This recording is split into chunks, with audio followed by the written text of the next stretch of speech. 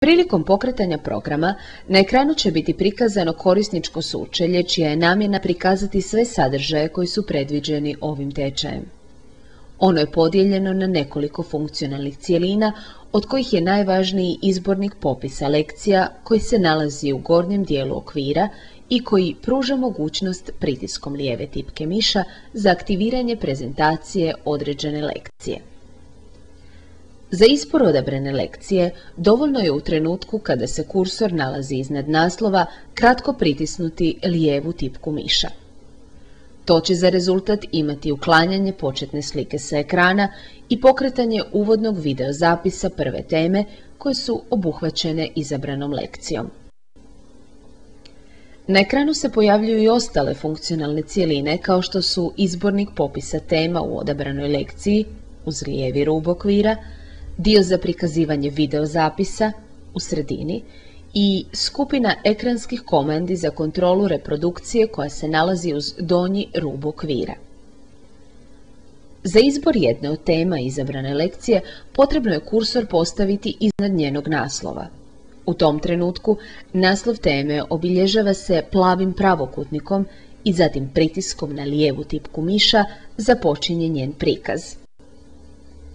Ako ste izabrali neku od dostupnih tema i započeli reprodukciju video zapisa za daljnje upravljanje njenim tokom, možete koristiti ekranske komande koje se nalaze ispod same površine na kojoj se obavlja njeno prikazivanje. To znači da se za privremeno zaustavljanje prikazivanja može pritiskom na lijevu tipku miša na komandu u formi dvije okomite linije aktivirati funkcija pause, dok se za nastavak reprodukcije može izabrati komandu u obliku trokuta koji aktivira funkciju play.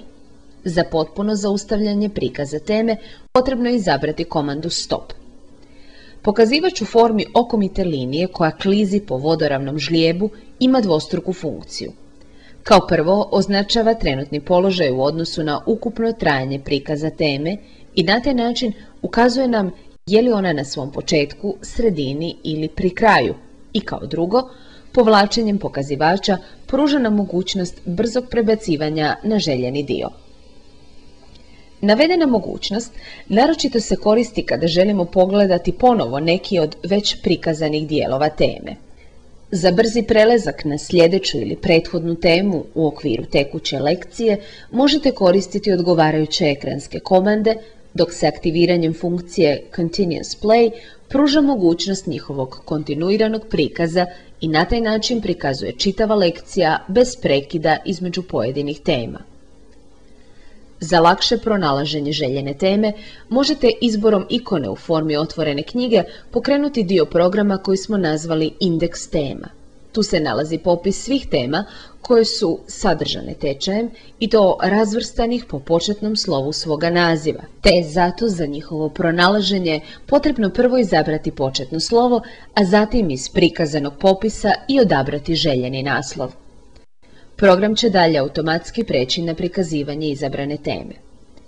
Ako kliknete na lijevu tipku miša u trenutku kada se kursor nalazi u gornjem lijevom kutu okvira, bit će vam omogućen izravan pristup internet prezentaciji proizvođača, dok se izborom ikone sa znakom pitanja može ponovo pokrenuti uputu.